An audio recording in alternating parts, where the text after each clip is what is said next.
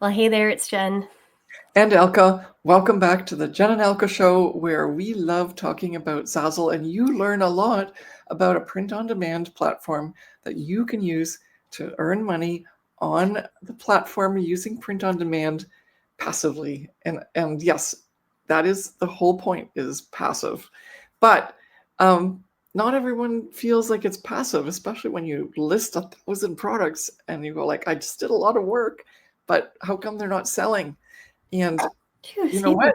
Bless you. Uh, this is something that, like, anyone who is not part of our community that we teach and coach, that has sold over $165 million worth of product on Zazzle, when they come to us and they go like, I've listed thousands of products on Zazzle, but they're not selling, then we right away know what the answer is. But we're going to show you and tell you what that answer is and why. You'll have to stick around because we're going to get into it in this video. So here we go. Okay, so first of all, what's like the next banner?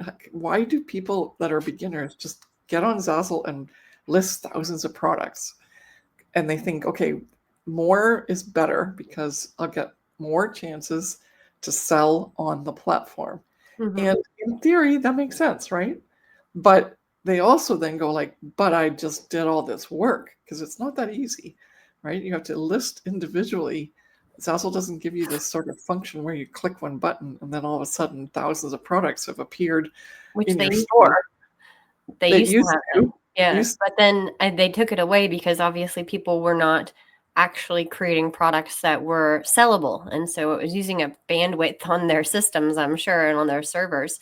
But some people do still do that, but in their own ways, where you find, let's say, a clip art graphic or a pattern, and you post it on one product, and then you can easily transfer that design to another product and have the same title and the same tags. And I've seen stores like that where it's just mass click, click, producing. click, click, Yeah, click, click, click, click. Yeah. mass producing, mass listings, posting a lot of products for sale, but having no real intention on why they're posting that particular product with that design. And Yeah. in theory, like Elka said, you'd think that if you have more designs or more products in your store, there's more possibilities for you to sell and earn money. However, that, like, the equation doesn't add up, where if your products don't make sense or they're not really desirable, then there definitely will be no sales, no matter how many products you have. People think that they have to get like this gold badge or something like that. We've had so many people ask us, well, you can only really start selling once you have over 1,000 products in your store, right? I And know. I've heard that so many times, and that just isn't true. mhm, So let's dispel that rumor right away. People can have 10 products in their store and start selling. mhm. Um, but they're good products and they meet a need. And so the beginners come out at this from more is more. But as I said, then they get really frustrated because they've done all this work and then they go like, I have expectations. I Mhm. want this done now because I did the work. But that's not true. And that's why I said that part about passive initially, is just do the work specifically, and then the passive takes over because it's a good product and it'll sell over and over and over again. And that's what you really want in any sort of print on demand business. Is you've got certain products that you've listed in your store virtually, and now people find them and then they want them. And it doesn't matter if it's now, if it's 2 days from now, if it's three years from now, it's there, and people who want it can find it and buy it and make it their own, right? Because that's the other part about print on demand, is if, especially on the Zazzle platform, you can customize things, Mhm. which means that your ability to sell is actually better. And as Jen mentioned, the transfer the design to another product is there for the customer. So you do not need thousands of products to go like, oh, just in case they didn't see it on a mug, Yeah. I've got a Or a mug too. keychain or a magnet. Yep. Instead, the customer can say, click the same button and go like, put it on a mug. I want it on a mug as well as on a t-shirt, which I saw it on to start with.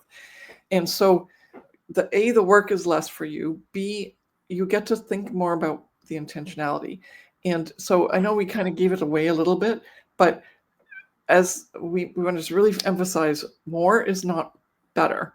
And then the other thing is random. And what have we got now as the next banner here? I just wanted to, So mass listings don't guarantee the sales, right? We just want to really get that across beforehand, because especially like we haven't got it in a banner here underneath, but AI is giving everybody that ability to just make a ton of designs, even if you don't ever repeat a design, because like that's what Jen was talking about. You take one design and you upload it on thousands of products. That's an option, but it's really not recommended by us. But you can also create thousands of products, or sorry, designs in Canva or some other AI tool that personally we don't agree with that either, because that's someone else's generated artwork that, anyway, there's a whole bunch, that's a whole other video. But you can make a lot of designs that you can even then just upload once onto something, a t-shirt, mug, whatever, but still have thousands of designs. And those mass listings, whether it's mass listing of one design or mass listing of lots of designs on one product or just a few products, it still doesn't guarantee a sale. And that's what we really want to get across here, because it's so important. It's something that we just have to undo. It's a mindset thing. Okay. Do you have any other pieces in that? No. Well, Okay. now it's a mistake. We said they're not creating in-demand designs, right? Yeah, because we have this one person, won't say who it is, but literally, I made all these, AI generated designs that look really cool as posters. And I'm going like, great, let me see them. And then it's like, okay, well, that would be a very specific customer that isn't really someone who shops on Zazzle, and you just made 500 of them in various different combinations, permutations, because you told AI to do that. And why? Like, who's going to want those? And I think that's the key, is first figure out what's in demand, then start creating something that's very targeted. And that's the mistake a lot of people make, is they don't feel that they have the ability to create something that's targeted, because they maybe don't understand the market or feel really worried that they'll get left out. Put below like what you think is stopping you from feeling like, you could post less if you got the research. But you have to personally make a decision, right? You have to say, well, this is in demand, or like, I'll try this because I saw the research and I can figure out this is in demand. But then even the design itself, you have to create something.